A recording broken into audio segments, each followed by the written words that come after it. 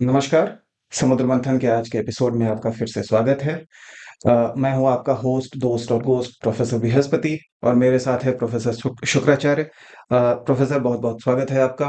धन्यवाद। नमस्कार दोस्तों। मैं हमारे दर्शकों से उनको एक संदेश भेजना चाहता हूँ कि आपने हमारे पिछले वीडियो को जितना प्रेम दिया है, जितना व्यू दिया है, जिस तरीके का एंगेजमेंट रहा है, वो हमारी अपेक्षा से कहीं ज़्यादा है। तो इसके लिए आप सब लोगों का थैंक यू। प्रोफेसर शुक्राचार्य, आपको सांक्रितायन जी के साथ वाला जो एपिसोड था हमारा उसमें बहुत मिस किया गया। मैं ज़रा और पाताल लोक गया था, वहाँ पे भी कई सारे ज़रूरी मुद्दे हैं, उन्हें सुलझाना होता है। जी, हुँ। लेकिन विश्वसनीय सूत्रों से जानकारी प्राप्त हुई है कि आप कैलाश पर्वत की ओर भी गए हुए थे। महादेव की पूजा करने के लिए मैं अक्सर कैलाश पर्वत चला जाता हूँ अच्छा, और आपको तो पता है, जी, देवों के देव महादेव कैलाश पर्वत पे रहते हैं जी, और बहुत महत्वपूर्ण है हम असुरों के लिए वो जगह अच्छा। और हमारे लिए तो मुझे बहुत लगता है कि पूजनीय है। हम सबके लिए बहुत महत्वपूर्ण है। हुँ, हुँ। स्पिरिचुअली वो काफ़ी एक अलौकिक जगह है। हुँ, खैर, कैलाश पर्वत का ज़िक्र हुआ इस बात से कि लद्दाख वापस से न्यूज़ में है। हुँ, 3 बातें हैं जिसके कारण लद्दाख वापस से चर्चा में आ गया है।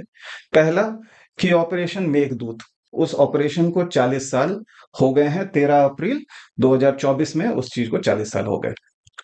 दूसरा कि सोनम वांगचुक हैं जो कि लगातार पिछले महीने से अनशन पे बैठे हुए हैं, मोबिलाइजेशन कर रहे हैं। अपने लद्दाख के कई इश्यूज हैं उनको लेकर के वो एक अनशन कर रहे हैं और चाह रहे हैं कि सरकार का और देश की जनता का ध्यान उसकी ओर आकर्षित करें। हुँ, और तीसरा, चूंकि चुनाव का माहौल है, आम चुनाव होने वाले हैं भारत में, तो पक्ष और विपक्ष दोनों जो हैं वो लद्दाख गलवान का जो मुद्दा है जिसमें भारतीय और चीनी सेना जो है आमने सामने एक दूसरे के हुँ, ब्रीदिंग डाउन देयर नेक वाली स्थिति है, हुँ, हुँ। वहां पे हैं और दोनों तरफ से पक्ष और विपक्ष जो है वो कह रहे हैं कि लद्दाख में क्या हुआ क्या नहीं हुआ। तो इन 3 मुख्य बिंदुओं के कारण वापस से लद्दाख चर्चा में है। हुँ, तो कैलाश की यात्रा कैसी रही आपकी? वहां पे तो ये जो सियाचिन हम कहते हैं, हुँ। उस शब्द का मतलब क्या है? सियाचिन का मतलब सिया जो है, हाँ जो गिलगिट अ, बाल्टिस्तान वाले क्षेत्र में आपके गुलाब के फूल वाइल्ड वैरायटी ऑफ गुलाब जो है, जी। उसको वो पाया जाता है। अच्छा। तो जो गुलाब का जो फूल है, वो बहुतायत में पाया जाता है। लोगों को लगता है कि वहाँ पे मतलब सियाचिन मतलब सिर्फ बर्फ का ग्लेशियर क्या होता है? ग्लेशियर एक बर्फ है, लेक है, बर्फीला तालाब है। बट एक्चुअली सियाचिन सिया मतलब वाइल्ड रोज और चैन मतलब अबंडेंस बहुतायत में। अच्छा। तो सिया और चैन मिलाकर जी। बहुतायत में जहाँ गुलाब पाए जाते हैं उसे सियाचिन कहते हैं। तो ये बाल्टी लैंग्वेज है, गिलगिट बाल्टिस्तान से की भाषा है, वहाँ से ये वर्ड लिया गया है और इसीलिए उस ग्लेशियर का नाम सियाचिन है। ये दुनिया का दूसरा सबसे लंबा ग्लेशियर है। इसे थर्ड पोल भी कहते हैं। थर्ड पोल इसलिए कहते हैं मतलब कि नॉर्थ पोल और साउथ साउथ पोल पोल के के बाद अलावा। उत्तरी उत्तरी उत्तरी ध्रुव और दक्षिणी ध्रुव के अलावा ये तीसरा ध्रुव है। अच्छा। क्यों कहते हैं? क्योंकि यहाँ पे मीठे पानी का जो सोर्स है, जी। अगर आप देखेंगे तो ग्लेशियर से ही नुब्रा नदी निकलती है, नुब्रा रिवर नदी। जो नुब्रा जो है श्योक में मिलती है, जी। श्योक फिर जाके इंडस में सिंधु में मिलती सिंधु है। में। तो ये सिंधु घाटी से ये पूरी सभ्यता हमारी बनी है। सिंधु का बहुत घ- बड़ा जी, जी। मतलब महत्व है हमारे इंडस पूरे वैली सिविलाइजेशन रहा है हमारा। पूरा मतलब हाँ। पुरातन में। अब ये इतने सारे नदियों को पानी का स्रोत है। ये तो एक पार्ट हो गया। जी। पूरा हिमालयन बेल्ट आप देखें, जी। अगर आप नेपाल मिडल हिमालयाज़ नेपाल की बात करें, अरुणाचल तक जाते हैं, तो सारा हिमालयन बेल्ट है। तरह-तरह के चाहे वो ब्रह्मपुत्र की बात हो, चाहे गंगा की बात हो, चाहे सिंधु घाटी की बात हो, तो ये पूरा हिमालयन बेल्ट बहुत सारी नदियों को उत्पन्न कर रहा है, जिसके आस-पास ही सारी सभ्यताएँ बनी हुई हैं। तो ये बहुत महत्वपूर्ण है, ये पूरा एरिया पर्यावरण की दृष्टि से और ये पूरा क्षेत्र पर्यावरण के दृष्टिकोण से बहुत महत्वपूर्ण है। यहाँ पे सर्दियाँ भी काफ़ी भीषण पड़ती हैं और अगर आप देखेंगे तो मोस्ट ऑफ द टाइम्स यहाँ पे सब ज़ीरो टेम्परेचर रहता है। जी। एल्टीट्यूड का भी काफ़ी डिफरेंस है। जी। जो हाईएस्ट पॉइंट है वो कुछ 6000 मीटर से ऊपर है और जो लोएस्ट पॉइंट है वो 3500 मीटर तक है अच्छा। और इसका जो डायरेक्शन है वो नॉर्थ वेस्ट से साउथ ईस्ट की तरफ है। नॉर्थ वेस्ट यानी कि उत्तरी पश्चिम से लेके दक्षिणी पूर्व पूर्व। तक है ये जी। मतलब सिचुएटेड है ये जी। अपना जी। ग्लेशियर। जी। एल्टीट्यूड ऊपर की तरफ ज़्यादा है, नीचे आते जाएँगे तो कम है। कम है। तो ऐसा नहीं है कि ये फ्लैट लैंड है, ये एक पहाड़ की तरह है और पहाड़ के उस साइड, दीवार के उस साइड पश्चिम की तरफ पाकिस्तानी फ़ोर्सेस भी हैं, जी, ऊपर की तरफ हमारे फ़ोर्सेस जी, हैं और नीचे से चढ़ते हुए जाएँगे तो ऊपर हम मिल जाएँगे। बट अगर आप पहाड़ को उस साइड से उतरेंगे, जी, उस साइड की तरफ से अगर ग्लेशियर को उतरेंगे तो पाकिस्तानी भी वहाँ पे पहुँचे हुए हैं। जी, जी। हुँ। तो ये हमेशा से नहीं थे। जी, जी। 1984 से पहले नहीं थे ये। 84 से पहले ना भारतीय सेना के लोग थे, ना हुँ, पाकिस्तानी सेना के लोग थे। हुँ, और स्टीफन कोहन है, हुँ, जो कि अमेरिका के विशेषज्ञ हैं, दक्षिणी एशिया के मामले के ऊपर। वो उन्होंने एक बार कहा था कि सियाचिन एक ऐसा विषय है, एक कंघी है, जिसके लिए 2 गंजे जो हैं लड़ाई कर रहे हैं। हुँ, हुँ, तो ख़ैर कोहन साहब की अपनी समझ थी, लेकिन कोहन साहब अगर इसको थोड़ा करीब से देखते, तो 84 तक ऐसा कुछ नहीं था। हुँ। 84 में अचानक ऐसी क्या ज़रूरत आन पड़ी कि भारत को ऑपरेशन मेघदूत करना पड़ा? 84 में जो मुझे जानकारी है वो ये है कि पाकिस्तान माउंटेन पासेस इश्यू कर रहा था विश्व स्तरीय माउंटेनियर पर्वतारोहियों को, ताकि वो अपना एक्सपीडिशन यानी कि जो अपना वो कैंपेन है, वो मतलब पर्वत पे जो करना चाहते हैं उसके तरफ।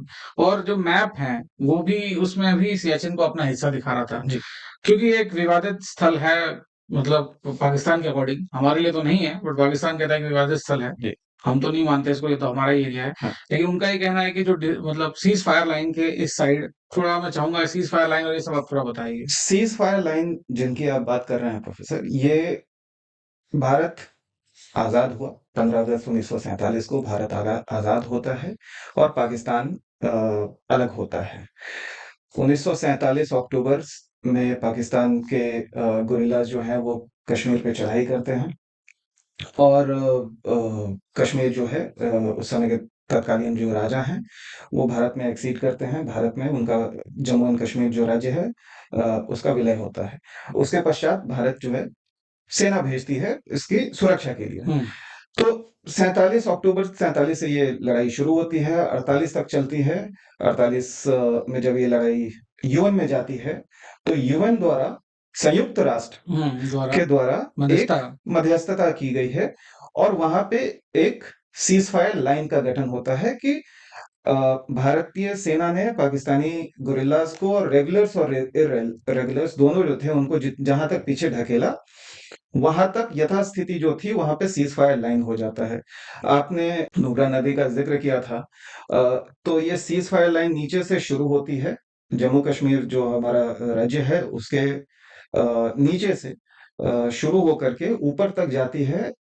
और जो वो संयुक्त राष्ट्र की जो डॉक्यूमेंटेशन है, रेज़ोल्यूशन है, उसकी भाषा में कहें तो अ, ऊपर तक जाकर के एनजे 9842 हुँ, नाम का एक जगह है, हुँ, वहां तक उन्होंने इसको मार्क किया है, हुँ, इंगित किया। और उसके बाद वो कहते हैं कि hence thence north to the glaciers. हुँ, तो पाकिस्तान जो है काफी समय तक, सो ये 49 में कराची एग्रीमेंट हुआ भारत और पाकिस्तान के बीच में, जिसमें ये सहमति हो गई, इंगित हो गई, उसको हमने कागज पे रख दिया। तो पाकिस्तान कह रहा था कि एनजे 9842 के से जो नॉर्थ है, हुँ, वो असल में नॉर्थ नहीं जाता है, वो नॉर्थ। नॉर्थ ईस्ट की तरफ जाता हुँ, है और वो काराकोरम पास पे जाकर के मिलता है। हुँ, उसमें इससे पहले क्या हुआ है कि 62 में भारत और चीन का युद्ध होता है। 63 में जो सियाचिन ग्लेशियर के ऊपर आप देखेंगे थोड़ा सा साक्शाम वैली है, हुँ। वो पाकिस्तान ने चाइना को गिफ्ट कर दिया। ये सियाचिन ग्लेशियर है, ये काराकोरम उसके पश्चिम में है, काराकोरम की पहाड़ियाँ और पूर्व उसके नहीं, उसके पूर्व में काराकोरम है जी, और पश्चिम में अपना सलतोड़ो है। जी, सलतोड़ो भी एक जो सब रेंज है काराकोरम का ही। तो काराकोरम जो है वो हिमालय के भी पीछे एक एक और पहाड़ी क्षेत्र है। जी, मतलब हिमालय के 3 पार्ट है आपके, जो न्यूअर हिमालयाज़ है जो अपने उत्तराखंड वगैरह में है जी, और जो सेकेंडरी हिमालयाज़ है जो हिमाचल और मतलब मिडल नेपाल वगैरह में है और उसके ऊपर एक सबसे ऊपर वाला इनर हिमालयाज़ है। उसके आगे जब जाएँगे तो काराकोरम रेंज आता है। यानी कि हिमालय के आगे भी और भी मतलब अलग रेंज की पहाड़ी है। जी। तो इसके पूर्व मतलब सियाचिन के पूर्व में आप देखें तो काराकोरम की पहाड़ियाँ हैं, उसी का सब रेंज जो है सलतोरो वो उसके पश्चिम में है। तो एनजे 9842 से ऊपर north, thence north to the glaciers, ये भाषा लिखी हुई थी उस डॉक्यूमेंट में, यूएन के उस डॉक्यूमेंट में। तो पाकिस्तान चाह रहा था कि वो जुड़ जाए। हुँ, जो अगर हम यहाँ तक सियाचिन को कैप्चर कर लेते हैं, हुँ, तो उनका एक लाज़मी है। काराकोरम पास तक एक्सेस हो जाएगा और फिर चीन एक तरफ से और पाकिस्तान दूसरे तरफ से दोनों मिल जाएंगे। लाज़मी है क्योंकि अगर वो ग्लेशियर उनको मिल जाता है, तो फिर वो पूरा मतलब काराकोरम की जो पहाड़ियाँ हैं, वो सब जगह कनेक्टिविटी हो जाएगी जी। उनकी।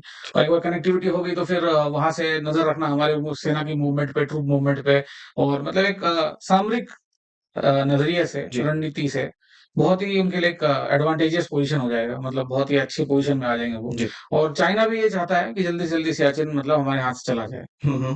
हुँ, तो लद्दाख का जो इलाका है दोस्तों, वो ना सिर्फ भौगोलिक रूप से हुँ, बल्कि सामरिक रूप से भी स्ट्रेटेजिकली बहुत एक महत्वपूर्ण मुद्दा है। वहाँ पे आप देखेंगे कि पीओके का जो है, वो बहुत ऊपर तक, पूरब तक आया हुआ है और हुँ, उसके नीचे कश्मीर की घाटी है और इधर लद्दाख है, करगिल है, लद्दाख है। करगिल भी सियाचिन से बहुत दूर नहीं है, बहुत पास है। हाँ, बहुत करीब है। हाँ, हाँ। और करगिल के समय भी 1999 में जब करगिल की लड़ाई हुई थी, तो उस समय भी पाकिस्तान चाह रहा था कि वो सियाचिन पे कब्जा कर ले। हुँ, खैर, तो 74 में ये पाकिस्तान ने पासेस इशू करना शुरू कर दिए हैं, पर्वतारोही आ रहे हैं, अंतर्राष्ट्रीय उनको पासेस दे रहा है। हुँ, उनके साथ एक लाइजनिंग ऑफिसर भेजता है। हुँ। कई दफा लाइजनिंग ऑफिसर सरकारी कर्मचारी होते हैं, कई बार वो सेना के जवान अफसर होते हाँ, हैं, जवान होते हैं, अफसर अवसर होते होते हैं। हैं। हाँ। तो 74 से पाकिस्तान ने ये काराकोरम रेंज पे सियाचिन ग्लेशियर के उधर पासेस इशू करना शुरू कर दिया है। 77-78 आते-आते हुँ, भारतीय सेना भी एक्सपीडिशंस भेजना शुरू करती है। हुँ, मुझे एक कहानी याद आ रही है कर्नल नरेंद्र कुमार की, हुँ, हुँ, जो कि जिन्होंने 78 में सबसे पहले जो ये ग्लेशियर है, हुँ, वो उसके लिए एक्सपीडिशन भारतीय सेना की तरफ से एक्सपीडिशन को लीड किया था। हुँ, हुँ, और इस कहानी के और 78 के बाद उन्होंने फिर से 80 में, 81 में फिर से वापस गए वो, और कई चरणों में अलग-अलग अलग-अलग चोटियों पे अलग-अलग तरीके से उन्होंने बेसेस स्थापित किए, फॉरवर्ड बेसेस स्थापित किए और बहुत रोचक है उनकी ये पूरा जो एक्सपीरियंस रहा है उनका हुँ, हुँ, सियाचिन ग्लेशियर पे, वो हुँ, बहुत रोचक है। हुँ, तो हम आते हैं ये 78, 80 हुँ, तक, हुँ, और फिर हमें पता चलता है कि ये बात है आपकी सन 1983 की, हुँ, कि नवंबर का महीना है। भारतीय सेना जो है, वो चूंकि ये बहुत विषम परिस्थिति, ठंड, आपने जैसा बताया, ठंड बहुत ज्यादा होती सब है ज़ीरो और टेम्परेचर सब होता है। जीरो टेम्परेचर, -20 से -40 सर्दियों में टेम्परेचर बहुत नॉर्मल बात है अपर रीचेज़ में और 30-30 इंच तक बर्फ़ गिरती है, तो ये बर्फ़ बहुत ज़्यादा है। तो वहां के लिए, वहां तक पहुंच पाने के लिए बहुत हुँ, तरह के इक्विपमेंट्स की जरूरत होती है, साजो हुँ, सामान की जरूरत होती है, तमाम तरह के जैकेट्स, बूट्स, हुँ, वार्मर्स, इन सब की जरूरत होती है। तो भारत के पास ये नहीं होता था, भारत ये मंगाता था यूरोप से। हुँ, तो 83 नवंबर में हम ये कह रहे हैं, हुँ, हम जाते हैं इस लंदन। हुँ, लंदन में हम पता कर रहे हैं कि इस तरीके की जो साजो सामान है वो हम कैसे ले सकते हैं, कहाँ-कहाँ से ले सकते हैं। और वहाँ पे हमें पता चलता है कि पाकिस्तान जो है, पाकिस्तानी आर्मी हाल ही में कुछ समय पहले बहुतायत मात्रा में ये बिल्कुल यही सामान लेकर के गई है यहाँ से। हुँ, तो ये एक पाकिस्तानी एस्टेब्लिशमेंट का इंटेलिजेंस फेलियर कहेंगे इसको, कि उन्होंने उन उन दुकानों से सामान खरीदा जहाँ से भारतीय सेना भी, भारतीय लोग भी आमतौर पे सामान खरीदते थे। तो हमें नवंबर 1983 में ये पता चलता है कि पाकिस्तान एक इस तरीके की ताक में है कि वो और भी ऊपर, और ना सिर्फ एक्सपीडिशन के लिए ना सिर्फ अंतर्राष्ट्रीय पर्वतारोही भेजे, बल्कि 500,000 के संख्या में वो अपने सैनिक भेजना चाह रहा था, ताकि ऊपर में जब आप शिखर पे बैठ जाते हैं, तो आपको वहां से विस्थापित कर पाना बहुत मुश्किल हो जाता है। हर बार हम जब चढ़ाई करेंगे और 45, 50, 60 डिग्री का इंक्लिनेशन होता है, उससे कहीं ज्यादा का इंक्लिनेशन है कई जगहों पे, जो जिसके और बर्फ है, बर्फ के चट्टान हैं जो कि 60 डिग्री के इंक्लिनेशन पे है, आप चढ़ाई बहुत मुश्किल होती है। और अगर आप शिखर पे बैठ गए हैं तो एक पत्थर मारेंगे तो वो बम के तोप के गोले जैसा वो गिरता है आपके ऊपर। तो 84 में ये खबर मिलने के बाद भारतीय सेना, भारतीय सरकार जो है त्वरित कार्रवाई करती है, और 13 अप्रैल 1984 को हम जा करके, बैसाखी होती है उस दिन, बैसाखी के दिन हम जा करके सियाचिन के ग्लेशियर के ऊपर हम बैठते हैं। तो ये तो बड़ी इंटरेस्टिंग मतलब स्टोरी आपने बताई कि मतलब वो लोग उसी दुकान से सामान खरीद रहे थे जहाँ से मतलब हम भी रेगुलरली लेते थे। तो ये उनका उनका मतलब एक ओवर कॉन्फिडेंस कह लें या हमें बेवकूफ़ समझना कह लें जी, कि उनको लगा कि हमको कुछ पता ही नहीं चलेगा और मतलब वो कर भी जाएँगे। जी, तो ये उनका इंटेलिजेंस फेलियर भी था, उनका ओवर कॉन्फिडेंस भी था, जी, जो उनको कॉस्ट कर गया। जी। हालाँकि आगे अभी जैसे आपने कहा कि चीन चीन कहाँ से इस पिक्चर में आ रहा है? तो देखिए, चीन, जम्मू विद कश्मीर का मैप अगर हम देखें, तो पूर्व में अक्षाई चीन है, उसने 62 में हमसे कब्जा करके आकर के बैठा हुआ है। पश्चिम में पीओके है, जो 47-48 की लड़ाई में हमने खो दिया है, और बीच का जो भाग है वो भारत डिफैक्टो कंट्रोल में है। जब धारा 370 सरकार ने हटाई, जी, तो 370 हटाने का विरोध चीन ने भी बहुत किया था। जी, जी। ये बड़ी मतलब अजीब बात लगी थी। तो 2019 में 370 को हमने हटाया, और जम्मू एंड कश्मीर का जो राज्य था उसको 2 भागों में किया। लद्दाख यूनियन टेरिटरी बन गई, और जम्मू एंड कश्मीर को बोला गया कि आप एक राज्य रहेंगे। फिलहाल वो यूनियन टेरिटरी की तरह गवर्न हो रहा है। प्रधानमंत्री ने हाल में ही अपने चुनावी भाषण में कहा भी है कि हम बहाल करेंगे जम्मू एंड कश्मीर को एक राज्य की तरह। कब होगा, कैसे होगा, देखने वाली बात है। खैर, तो चीन नहीं चाहता है कि आप जम्मू एंड कश्मीर में इस तरीके के जगहों पे, लद्दाख में, करगिल में, श्रीनगर में, कहीं पे भी, बारामूला में, कुछ भी बहुत बेहतर करे। भारतीय सरकार, भारतीय एडमिनिस्ट्रेशन, इंडियन स्टेट जो है वो कुछ करे, कुछ बेहतर करे। तो चीन हमेशा चाहता है कि आपको कहीं ना कहीं से हम चाबी चढ़ाते रहें, ताकि आप परेशान रहें। परेशानी का देखिए कैसा है कि 2000, मुझे लगता है 7-8 के आसपास की बात रही होगी। उसके पहले जम्मू एंड कश्मीर से जो भारतीय चीन जाते थे, तो उनके चीन जो है वीजा लगा के देता था उनके पासपोर्ट पे। 2007-8 के बाद हमने देखा है कि चीन जो है स्टेपल करके दे रहा है वीजा आपको, जम्मू एंड कश्मीर के रेसिडेंट्स को। और हालात इतने, सोचिए, ऐसी आ गई ये थी कि अरुणाचल में भी यही कर रहा है वो। अरुणाचल में भी कर रहा है, बिल्कुल। हमारे खिलाड़ी जो हैं, उनको अरुणाचल से हमारे जो खिलाड़ी आते हैं, उनको भी वो स्टेपल वीज़ा दे रहा है। अभी हाल में ही पिछले साल की बात है, एशियन गेम्स हुए थे चीन में। वहाँ पे हमारे खिलाड़ियों जा नहीं पाए, उसमें वो पार्टिसिपेट नहीं कर पाए हैं। चीन स्टेपल वीज़ा यहाँ तक दे रहा था कि हमारे एक सीनियर आर्मी ऑफिसर हैं, कमांडर थे वो, और वो जम्मू से आते हैं।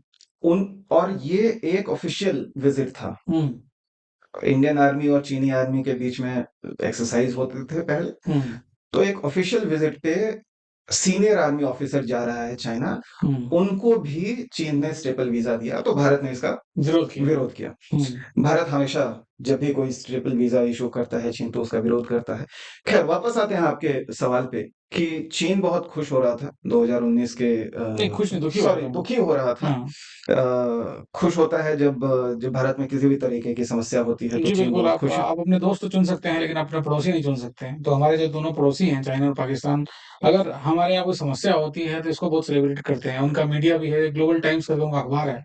अगर हमारे दर्शक उनको जाके देखेंगे, जी, तो ग्लोबल टाइम्स आए दिन हमारा मज़ाक उड़ाते रहता है और उल्टी-सीधी खबरें छापते रहता है हमारे बारे में।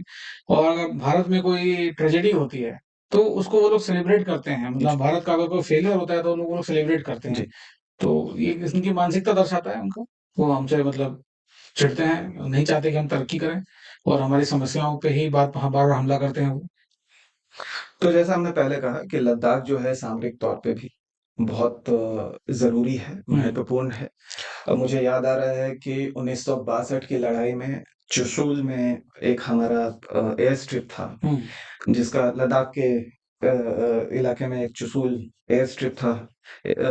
वहाँ पे भारतीय सेना ने, इंडियन एयर फोर्स ने टैंक्स एयरलिफ्ट करके वहाँ पे उतारे, हुँ, ताकि हम अपना जो फ्रंट है उसको मजबूती दे सकें। हुँ, तो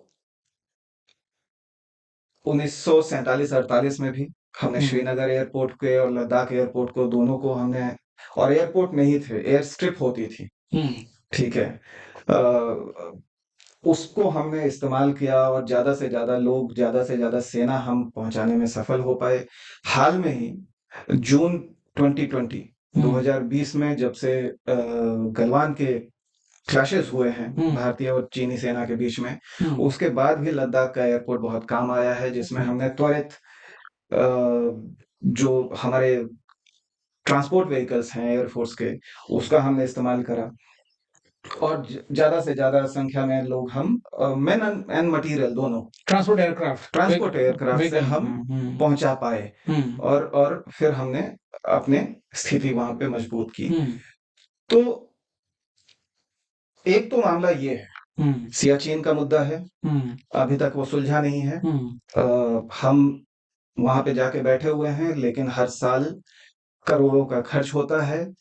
भारतीय और पाकिस्तानी दोनों तरफ से काफी कैजुअलिटी हो चुकी हैं। 2700 से 2700 से 3000 लोगों की कैजुअल्टी हो चुकी है, जिसमें कई लोगों की जानें जा चुकी है, कई लोग अपंग हो चुके हैं, क्योंकि सर्दियों में आप वहाँ रहेंगे और सब ज़ीरो टेम्परेचर पे, तो आपकी उँगलियाँ गल सकती हैं, पैर की उँगलियाँ गल सकती हैं, हाथों की उँगलियाँ गल सकती हैं, आपको तरह-तरह की बीमारियाँ हो सकती हैं, जैसे हाइपोथर्मिया होता है, इस तरह की बीमारियाँ होने से क्या ब्रेन में ऑक्सीजन नहीं पहुँचता है, आदमी जल्दी मतलब हार्ट अटैक हो सकता है उसको, बहुत सारी चीज़ें हैं। जी। और लोगों को हैलुसिनेशंस की शिकायतें हैं, हैलुसिनेशन यानी कि उनको मतलब वहाँ पे इतनी सर्दी है और इतना बर्फीला तूफ़ान हमेशा आते रहता है कि लोगों को आत्माएँ दिखना शुरू हो जाती हैं। अच्छा। मतलब ये भी एक हाँ, है हाँ। बातें हैं और लोग बहुत परेशान रहते हैं वहाँ जब जाते हैं पोस्टिंग में, जी। तो इतना आसान नहीं है पोस्टिंग काटना। हम तो हमारी संवेदनाएँ उन सारे सैनिकों के साथ है, वो चाहे किसी साइड से भी खड़े हों, चाहे इस साइड से खड़े हों, उस साइड से, लोग अपनी ड्यूटी ही कर रहे हैं। अगर हमें नहीं भूलना चाहिए अंत में कि हम सब लोग ही हैं और हम लोग अपनी मतलब जो भी नौकरियां ऑर्डर कर ऑर्डर रहे ऑर्डर फॉलो कर रहे हैं हैं। जी। लोग। तो जो भी आम सैनिक है किसी भी साइड से, चाहे वो चाइना की साइड से हो, चाहे पाकिस्तान की साइड से हो, इंडिया की साइड से हो, सैनिकों का दर्द तो समझिए। जब अगर आपने जैसे गलवान की बात की तो वहाँ 50,000 से 1 लाख सैनिक इंडिया की साइड से खड़े हैं अभी। उतने ही संख्या में चाइना की साइड से खड़े हैं जी। और सियाचिन में पाकिस्तान और इंडिया के भारतीय के। भारतीय सैनिक हैं। लाइन ऑफ कंट्रोल में बहुत सारे सैनिक खड़े हैं। जी। तो वो पूरा क्षेत्र हेवीली मिलिटराइज़्ड है। इतना मिलिटराइज़्ड है कि वहाँ का जो इकोसिस्टम है, वहाँ का जो मतलब वहाँ के जो लोग हैं, मतलब जो आम जन हैं, जी। उन्हें बहुत दिक्कत है। आप सोचिए अगर आपके घर के आगे पुलिस 24 घंटा हुँ, पुलिस की हुँ, एक पलटन खड़ी रहे हुँ। और आते-जाते आपको चेक करे। देखिए, मैं किसी की साइड नहीं ले रहा हूँ, लेकिन एक आम जन तो परेशान है ही। बिल्कुल मतलब परेशान है, और हुँ, मुश्किलात ऐसे हैं, बहुत दुर्गम हुँ, जगह है। हुँ, मुश्किलात ऐसी हैं कि सियाचिन पे कहते हैं, बेस कैंप के उधर, कि चावल पकाने के लिए आपको हुँ, 23 सीटी लगाने की ज़रूरत पड़ती है। हुँ। अब सोचिए कितना तो ईंधन मोस्टली खर्च हो रहा है। कैन्ड फूड खा रहे हैं लोग वहाँ पे? कैन्ड फूड खा रहे हैं, कैन यानी चॉकलेट कि खा जो रहे हैं। एल्यूमीनियम के डिब्बे में जो खाना ऊपर पहुँचाया जा रहा है, फ्रोज़न फूड है, मतलब उसको हल्का गरम करके खा रहे हैं और उससे सर्वाइव कर रहे हैं। सब्जियाँ होती नहीं है, आलू खा रहे हैं, हाँ, जी। आलू खा रहे हैं, कैन्ड फूड खा रहे हैं, नॉन-वेज खा रहे हैं, चिकन, चॉकलेट फिश, खा रहे हाँ, हैं, चॉकलेट खा रहे हैं। काफ़ी चॉकलेट खा रहे हैं वहाँ पे। तो वेस्ट भी बहुत जनरेट हो रहा है। तो एक तरफ मुद्दा इस विषम परिस्थिति में इतने लोगों को रखने की है, सियाचिन हुँ, ग्लेशियर का बात है। हुँ, दूसरा मुद्दा है जो कि एक बहुत सेलिब्रेटेड इंडियन है, सोनम वांगचुक, हुँ, जिनके ऊपर थ्री इडियट्स मूवी बनी है, आमिर खान ने उनका किरदार निभाया है। हुँ, वो पिछले कुछ हफ्तों से प्रोटेस्ट में बैठे हुए हैं, हुँ, वहाँ हुँ। के जल जीवन पे, जलवायु परिवर्तन के मुद्दे पे। वो कह रहे हैं कि जो डेवलपमेंट हो, वो सस्टेनेबल हो। सस्टेनेबल हो, लद्दाख के लोगों का उसमें पार्टिसिपेशन हो।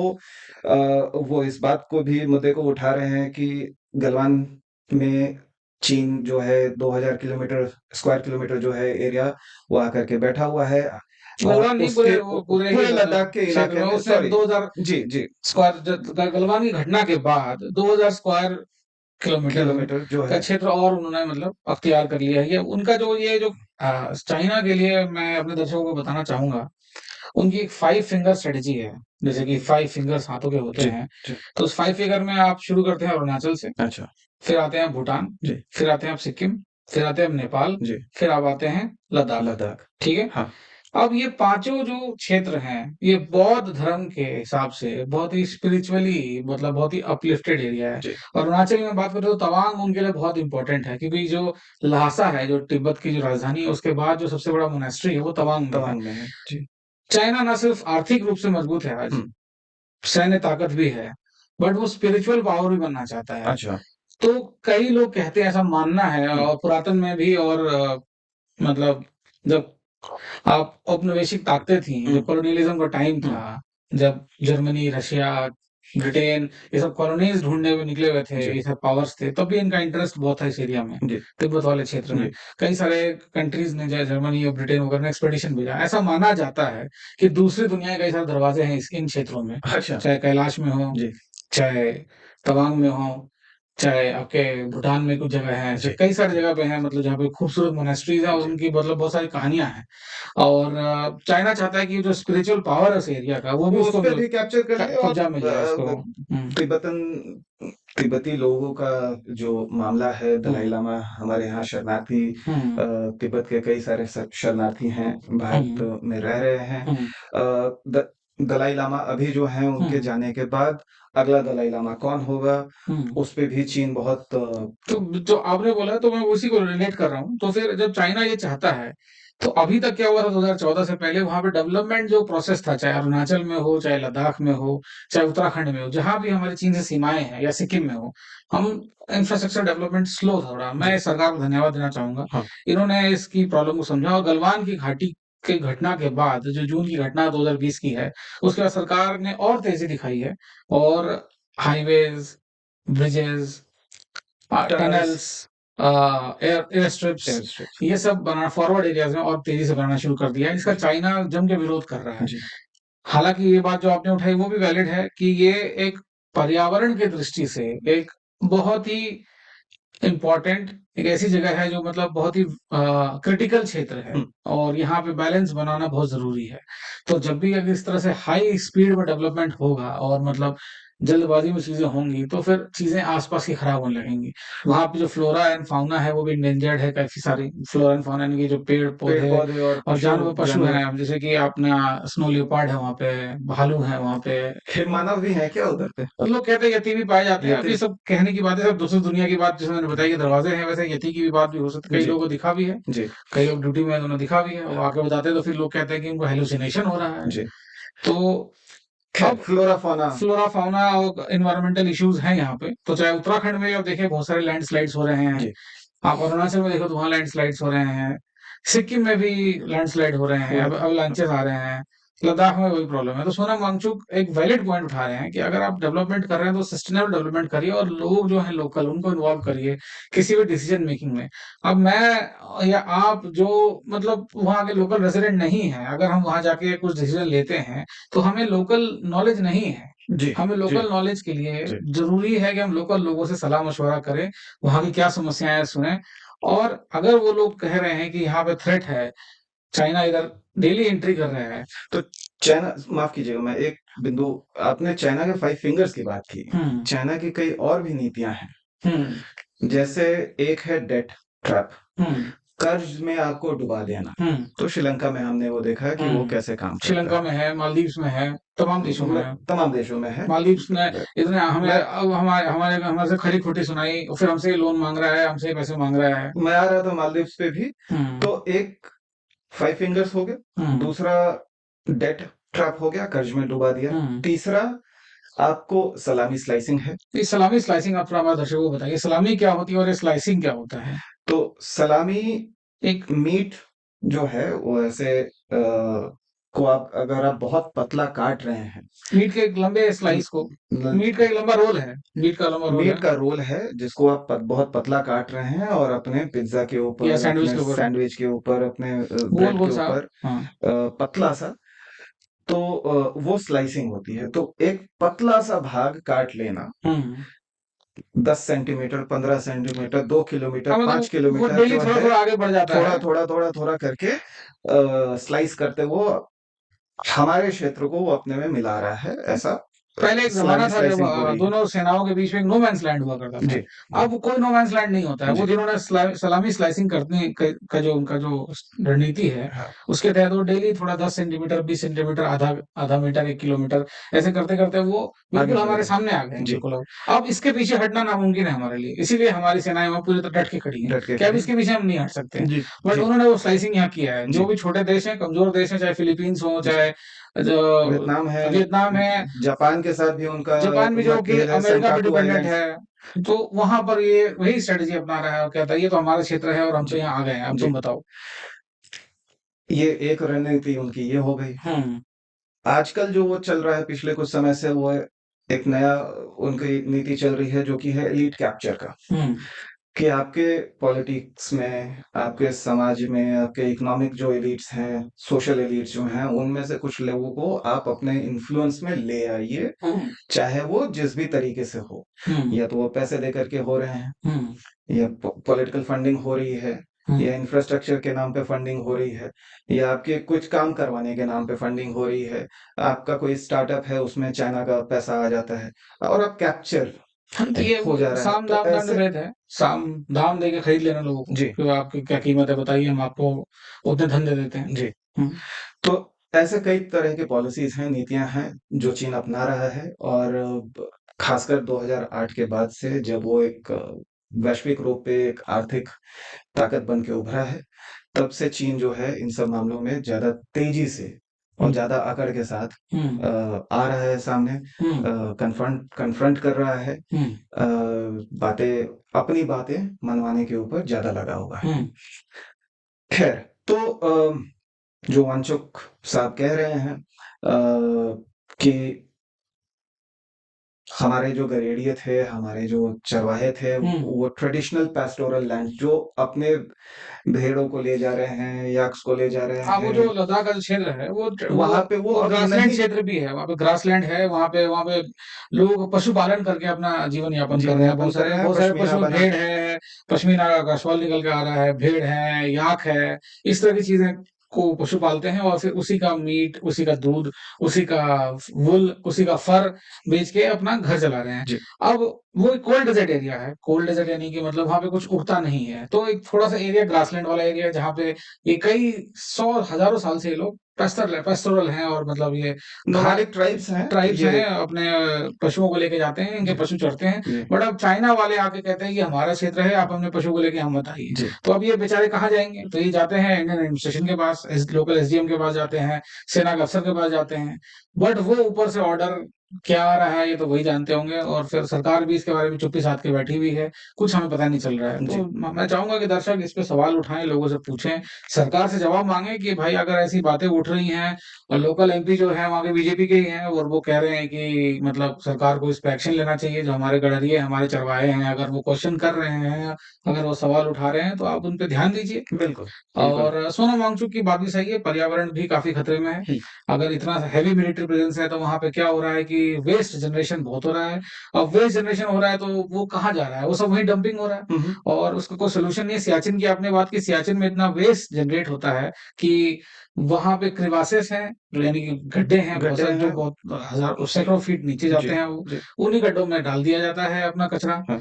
वहाँ जला पाना मुश्किल है कचरे को क्योंकि सब ज़ीरो टेम्परेचर है, आप कचरा जला नहीं सकते हैं। विडंबना देखिए कैसे विडंबना हो रखी है। स्पेस में भी हम कचरा फेंक रहे हैं। हुँ, स्पेस में जब हम जा रहे हैं जाते हैं, रॉकेट्स मिशन लॉन्च होते हैं, मिशन मिशंस होते हैं, हाँ, अंतरराष्ट्रीय स्पेस स्टेशन, वहाँ पे भी हम कचरा पैदा कर रहे हाँ, हैं। हुँ, वहाँ पे भी हमने छोड़ा हुआ है, वो हवा में, हवा तो नहीं है ख़ैर वहाँ पे, हाँ, स्पेस में वो तैर रही है। हाँ, और यहाँ आप कह रहे हैं कि हिमालय के चोटियों के ऊपर क्रेवैसेस में जो है हम कचरा डाल रहे हैं। हुँ, ये कचरा जो है बहुत बड़ा समस्या हो हो चुका है। मानव प्रजाति ये समस्या है, कभी-कभी मुझे तो ऐसा लगता है। दिल्ली, हाँ, मुझे याद आ रहा है, दिल्ली से बाहर आप जाते हैं हाँ, चंडीगढ़ की तरफ, हाँ, तो जैसे ही दिल्ली का आउटर रिंग रोड आप क्रॉस करते हैं, वो हाँ, हाईवे पकड़ते हैं, हाँ, तो वहाँ एक बहुत सुंदर कचरे का पहाड़ है, दिल्ली का अपना एक पहाड़ी है, कचरे का पहाड़ है। कचड़े का पहाड़ है। हाँ, खैर, कचरा नहीं ये रिसाइकिल सारी करने की बातें तो हमने बात है। कर दी कि सामरिक दृष्टि से महत्वपूर्ण जी, है। चीन और पाकिस्तान हमारे बहुत अच्छे दोस्त हैं, जो जी, चाहते हैं हमें आए दिन मतलब खुश रखना। खुश रखना। हमें तंग करने में तुले हुए हैं बिल्कुल वो। जी, जी, खुश रखना तो मैं हँसी-मज़ाक में बोल रहा हूँ, दर्शक इससे कन्फ्यूज़ ना हो। मतलब हमें परेशान करना चाहते हैं और लद्दाख की समस्याएँ है ही। लद्दाख, सियाचिन, जम्मू-कश्मीर, इतना ज़्यादा सेना का प्रेज़ेंस जी। और अपने ही लोग के बीच में इतनी सेना, ये सारी समस्याओं का समाधान क्या है? समाधान सबसे पहला मुझे मेरी समझ में जो आता है कि अगर मैं इसको यूँ कहूँ कि सियाचिन, सोनम वांगचुक और लद्दाख, हुँ, इससे हमें क्या लेना-देना? हुँ, अगर हम ये समझ से आगे बढ़ें हुँ, कि इससे हमें लेना-देना है, हुँ, तो मुझे लगता है पहला पहला समाधान की तरफ जाने में हुँ, पहला स्टेप, पहला पग ये है हुँ, कि हम माने कि इससे हमें फ़र्क पड़ता है, इससे हुँ, हमें लेना-देना है। हुँ, देखिए, जो सेना के जवान जो हैं, हुँ, सेना के अफ़सर जो हैं, वो हुँ, आपके और मेरे घर से ही जाते हैं। हुँ, वो सियाचिन में अगर इतने विषम परिस्थितियों में हुँ, नौकरियाँ कर रहे हैं, हुँ, बाधित हैं हुँ। वहाँ जाने में, तो आपके ही और मेरे घर का ही कोई लड़का है। किसी ये का वो किस पिता किसान है, का किसी बेटा का है। किसान का बेटा, किसी का पति है, किसी हाँ, का पिता है, किसी का बेटा है, किसी का अब तो महिलाएँ भी आ गई हैं हमारे सेना में। हुँ। वो भी ब जनरली ये सारे जवान जो हैं पोस्ट या युवक या युवतियाँ ये गाँवों से होते हैं हमारे यहाँ बिल्कुल, और ये किसान परिवार से होते हैं, जी, आम जन होते हैं हम जान और ये पूरे देश से आते हैं, दक्षिण से लेके दक्षिण-पूर्व से लेके उत्तर-पूर्व से लेके दक्षिण-पश्चिम से लेके गुजरात से लेके मणिपुर तक और तमिलनाडु से लेके महाराष्ट्र तक, हर जगह से लोग मतलब सेना में भर्ती होते हैं और जी, जाते हैं। जी, उत्तर प्रदेश के गाँव से लेके बिहार, झारखंड के गाँव से लेके पंजाब और हरियाणा के गाँव तक। तो ये एक बहुत बड़ी संख्या में भारतीय वहाँ पे मौजूद हैं, अलग-अलग प्रांतों से आए हुए, अलग-अलग भाषाएँ बोलने वाले लोग। तो मतलब सबको है इससे, जी। अगर ऐसा कोई बोल दे कि हमें मतलब नहीं है, तो ऐसा तो मतलब तो समझ में नहीं आ रहा है इसका। पहला तो इन विषम परिस्थितियों में जो जवान हैं, जो हमारे अफ़सर हैं, वो बाध्य हैं, वो हमारे घरों से निकल के आते हैं। हुँ, दूसरा कि 1000 से 1200 करोड़ रुपए हर साल हम अकेले सियाचिन में हुँ, अपना प्रेज़ेंस बनाए रखने में खर्च कर देते हैं। हुँ। वो पैसा भी आपका और मेरा पैसा ही है, और टैक्स का भी पैसा है वो। टैक्स का पैसा है। हाँ, लद्दाख में देखिए इंफ्रास्ट्रक्चर डेवलप होना चाहिए, टूरिज़्म को प्रमोट करना चाहिए, बिल्कुल अच्छी बात है, होना चाहिए। हमारे पिछले एपिसोड में सांकृत्यायन जी आए हुए थे, उन्होंने बात कही कि देश की बहुत सारी समस्याएँ पर्यटन से हुँ, उनका उनका समाधान ढूँढा जा हाँ, सकता है, बहुत अर्थव्यवस्था के लिए बहुत अच्छी चीज़ हुँ, होगी। तो लद्दाख में लेह लद्दाख बहुत बड़ा मनाली का पूरा हमारा जो रूट है, बहुत सीनिक रूट है। तो पर्यटन को बढ़ावा मिलना चाहिए, इंफ्रास्ट्रक्चर डेवलप होना चाहिए, बॉर्डर एरियाज़ जो हैं वहाँ पे हुँ, हमारी क्षमताएँ बढ़नी चाहिए। हुँ, लेकिन वो किस कॉस्ट पे हो रही है? किस तरीके से हो रही है? हुँ, अगर यहाँ से अटल टनल बन रहा है हुँ, और हमारे जाने का 6 घंटे का रास्ता घट के 2 घंटे हो जाता है, तो हुँ, हाँ, सैलानियों को फ़ायदा है, लोगों को फ़ायदा है, सरकार को फ़ायदा है, इलेक्शन कमीशन को फ़ायदा है। आप जल्दी से जल्दी ईवीएम पहुँचवा सकते हैं वहाँ पे, जल्दी से जल्दी वहाँ से वापस आ सकती हैं चीज़ें। तो line of communication, supply lines जो है बनी रहेंगी। लेकिन ध्यान देने की बात है कि इससे पर्यावरण को क्या खतरा हो रहा है, इससे पर्यावरण को क्या नुकसान पहुँच रहा है, इससे वहाँ के लोगों को क्या नुकसान पहुँच रहा है। मैं तीसरी बात इसमें ये बोलूँगा कि अगर वहाँ के लोग हॉस्टाइल हो जाएँ, एक तरफ से चीन आकर के बैठ रहा है, दूसरी तरफ से कॉर्पोरेट्स अगर जाकर के वहाँ पे खनन कर रहे हैं, एक्सप्लॉइट कर रहे हैं, शोषण कर रहे हैं वहाँ का, तो दोनों तरफ से जो सैंडविच हो गए हैं वहाँ के लोग, हुँ, लगभग 95 से 97% जनसंख्या लद्दाख में ट्राइबल जनसंख्या है। हुँ, वो जब ऐसे सैंडविच होंगे, तो वो आपके और मेरे प्रति बहुत हर्ष और उल्लास से तो नहीं देखेंगे, जब हम पहुँचेंगे सैलानी के रूप में वहाँ पे तो, है ना? तो और उसका फिर हमें खामियाज़ा भी भुगतना पड़ सकता है। मैं एक बहुत छोटी-सी बात ये रखना चाहूँगा कि अर्थशास्त्र में कौटिल्य ने, जिनको हम चाणक्य के भी नाम से जानते हैं, उन्होंने कहा है कि एक जस्ट एक राजा जो जस्ट है और जो जैसे राइटियस है, धर्म संगत है मतलब। धर्म संगत है, जो अपने राज धर्म का पालन कर रहा है, वो भले ही आपसे कमजोर हो, सेना के मामले में या आर्थिक मामले में, उस पे हमला नहीं करना चाहिए। क्योंकि जनता जो है, प्रजा जो है उस राजा की, उस राजा के साथ हमेशा खड़ी रहेगी। अगर वो न्याय संगत है राजा, अगर वो राजधर्म का पालन कर रहा है, तो वहाँ की प्रजा हमेशा आपको ये उससे तो रेजिस्टेंस बिल्कुल मिलेगा। मैं आपकी बात से सहमत हूँ और चीज़ें न्याय संगत होनी चाहिए जी, और विचार-विमर्श होना चाहिए। इसीलिए इंक्लूसिव डेवलपमेंट की बात हो रही है यहाँ पे। इंक्लूसिव यानी कि सबका साथ, सबका विकास। जी, सबको साथ लेके चलना है। अगर वहाँ के लोग अगर पीछे छूट रहे हैं, उन्हीं के घर में जब हम कुछ बना रहे हैं, तो हम उनको भी साथ में ले लेते हैं, उनसे भी विचार-विमर्श कर लेते हैं। बट इसी समय पर अभी वहाँ पे डेवलपमेंट करना बहुत आवश्यक है। अगर हम नहीं करते हैं, तो हमारी सेना समय पे नहीं पहुँच पाएगी। चीन के लिए वहाँ पहुँच जब फॉरवर्ड एरिया में आना आसान है क्योंकि वो तिब्बत के पठार पे मौजूद है। वो एक प्लेन एरिया है, पहाड़ एक टेबल टॉप है, ठीक है? हुँ। वो वहाँ से वो आसानी से ये इस टेबल इस जैसा टेबल टॉप से है, टॉप है। जो कि लगभग हाँ, बराबर ऊबड़-खाबड़ कम है, हाँ, पहाड़ियाँ कम हैं, हाँ। तो वो टेबल टॉप पे वो फटाक से वो और चाइना ने बहुत पहले से और वो बहुत पहले से वहाँ डेवलपमेंट कर रहे हैं। डेवलपमेंट कर रहा है। हम बहुत देर से जागे हैं। जी, और अगर हम देर से जागे तो हम झटपट और हड़बड़ी में चीज़ें कर रहे हैं। तो चीज़ों को हड़बड़ाहट से ना करते हुए एक समझदारी और ठंडे दिमाग से चीज़ों को करिए। करने से कोई मना नहीं कर रहा और करना ज़रूरी है। अगर आप नहीं करेंगे तो आपके जो 2 पड़ोसी हैं, दोनों जी, पड़ोसी तैयार बैठे हैं, जी, वो जगह वो छीन लेने के लिए जी, आपसे। और अगर वो जगह छिन जाएगी, तो एक तरह से वो बिल्कुल ही आपके सर पर आके बैठ जाएँगे और वहाँ से बिल्कुल हरियाणा, पंजाब के ऊपर बैठे हुए होंगे, जी, आपके हिमाचल के जी, ऊपर बैठे होंगे। तो ये हम नहीं चाहते हैं। जी, तो डेवलपमेंट होना चाहिए, डेवलपमेंट सस्टेनेबल होना चाहिए।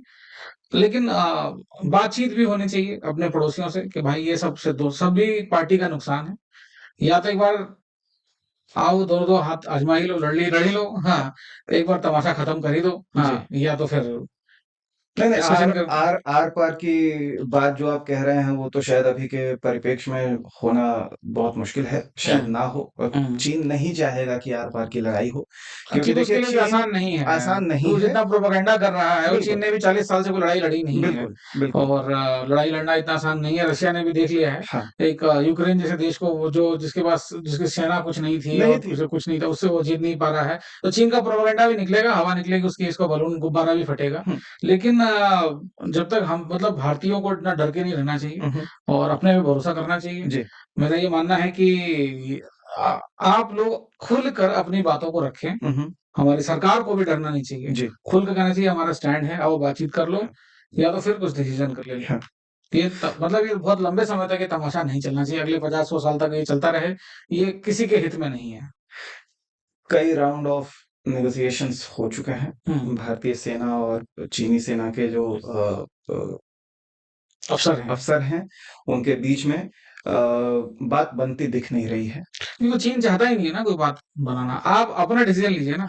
अगर चीन चीन नहीं चाहता है, जी, आप अपना बता दीजिए भाई ये हमारा मैप है, हाँ, इसके आगे हम कुछ नहीं बोलना चाहते हैं, कोई डिस्कशन नहीं है। आप सोच के बता दीजिए, हम यहाँ कल से बॉर्डर बनाना शुरू कर रहे हैं। हाँ, अच्छा, कुछ तो डिसीजन लीजिए या आप सरकार दर सरकार क्या होता है दूसरी सरकार पे टालने की कोशिश करती है कि अभी आज हमारा समय निकल जाए, हाँ। अगली सरकार का सरदर्द है ये ये अगली सरकार का सरदर्द है। हाँ, ये ख़ैर डेमोक्रेसी के 84 में ये सब लोकतंत्र का ये सब प्रजातंत्र का ये सब प्रॉब्लम है। लेकिन 84 में मैं कहूँगा कि इंदिरा गांधी की सरकार थी उस समय, हुँ, और 83 नवंबर में हमारे पास ये जानकारी आती है कि पाकिस्तान इस तरीके से सियाचिन पे कुछ बड़ा करने का सोच रहा है।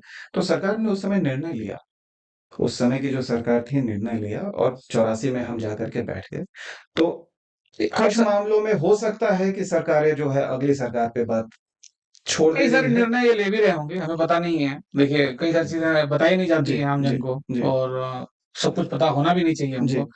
ये उनका काम है, उन पे छोड़ दें तो बेहतर है। लेकिन हमारा काम है सवाल पूछना। जी, हमारे दर्शकों को हम बताना चाहेंगे कि आप लोग सवाल पूछिए, सरकार से जवाब माँगिए इन सब चीज़ों का। कि क्या यथास्थिति क्या है वहाँ पे अभी, कितने सैनिक हमारे मौजूद हैं, कितने सैनिक सामने की साइड से हैं, कितना ज़मीन हमारा ले लिया है, कितना ज़मीन हमने बचा लिया है, आगे कौन से एरियाज़ में हम कमज़ोर हैं, हाँ, और हम उसकी क्या तैयारी कर रहे हैं।